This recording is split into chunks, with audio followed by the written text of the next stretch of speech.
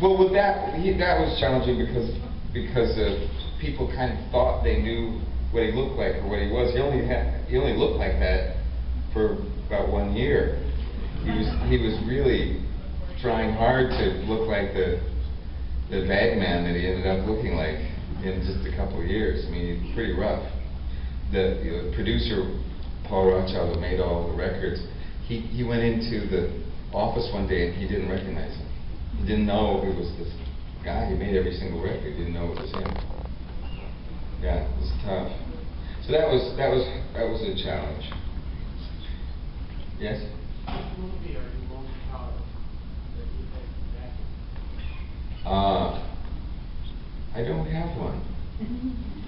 You know, I ruin more takes in Kiss Kiss Bang Bang than I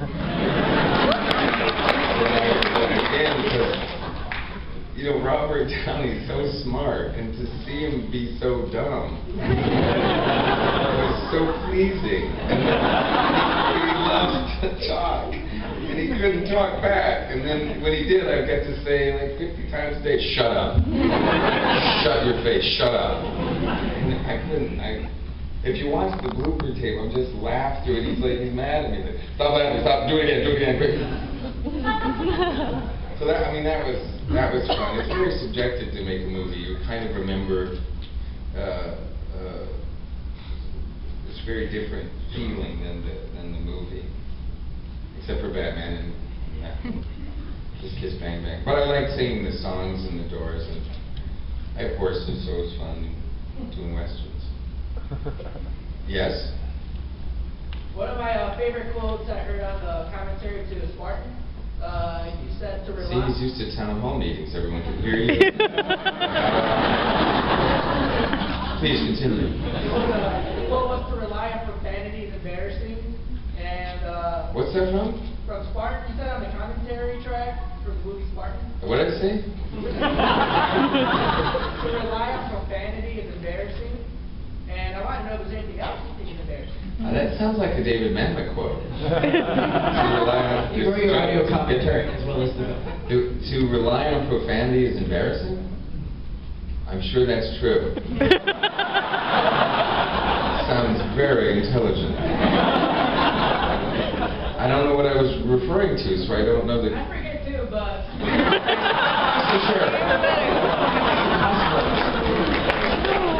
Do you have a question? Yeah. What else is embarrassing to you? Oh.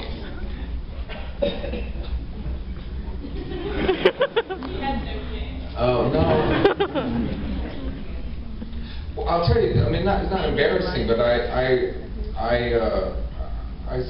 said things in press that I'm still haunted by because, you know, been taken out of context, or I didn't, you know, I trusted the writer, and so something was used, you know, to make me look a certain way.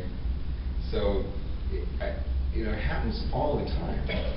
It just happened in an interview. I ended up saying, because I trusted the woman, I said something about Oliver Stone, and it makes sense in the context because I have so much affection for him. But when I read it, I thought, oh, he's going to be mad. Because it sounds like, you know, I was talking like I would talk to a friend because I got hustled again. It's really weird. So that embarrasses me, to be done in public. Yes? One of my favorite movies of yours is Heat. I thought you were phenomenal. Thank you. Can you tell us My agent told me not to do that. Oh, God, why? Huh? Wow.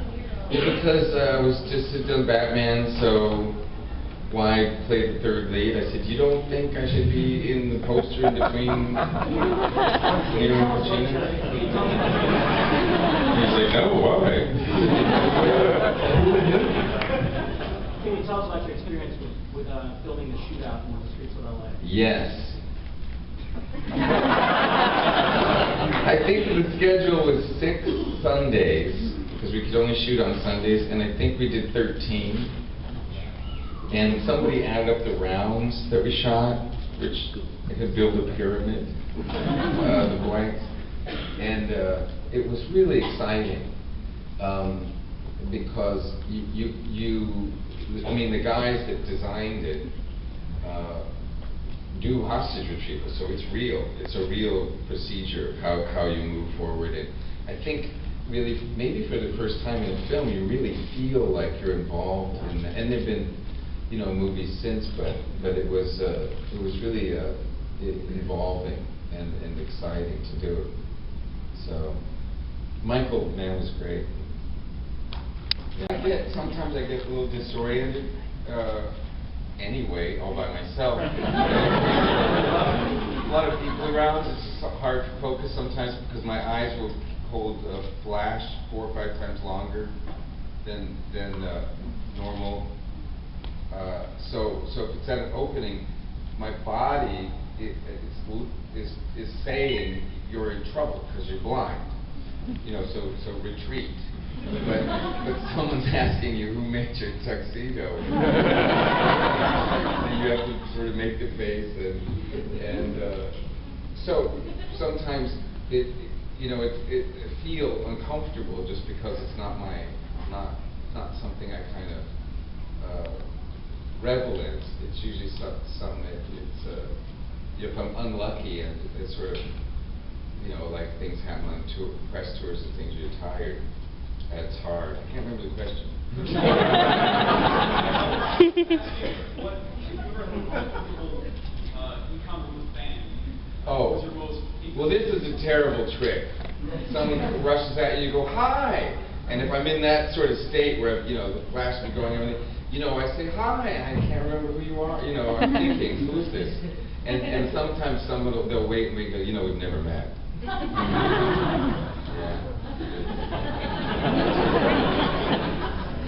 Rotten. Hammered. What? Have you ever played any practical jokes on other actors, or have any other actors played practical jokes on you? Say, for instance, in Batman, you have one thing in Batman costume,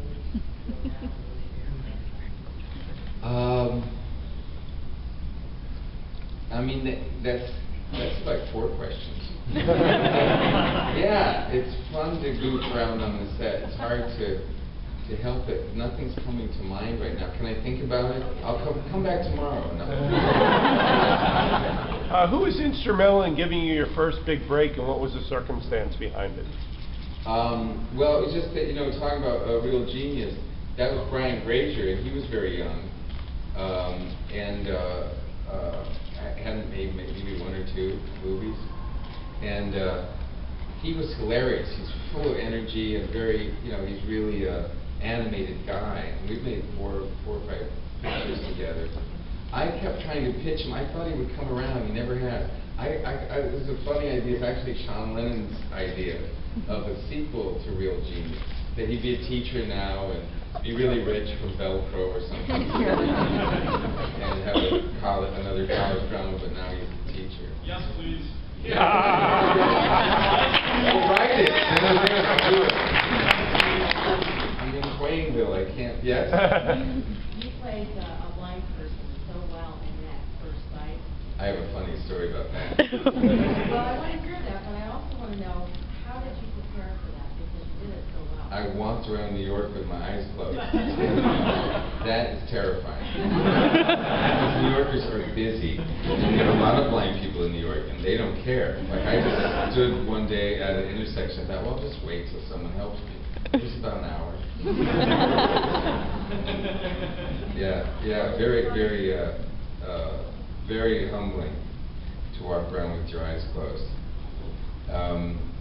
And I was at the Grammys one year, and this guy keeps looking at me, and finally I just looked over and said, hi. He goes, hi, I didn't want to bother you, but I helped out Stevie Wonder, and he'd like to meet you. I said, great, you know, sure. So as we're walking, he goes, he really loves your movies. I said, that's not funny. Oh, he does. Really loves it at first sight. No, I don't know what to say to the guy.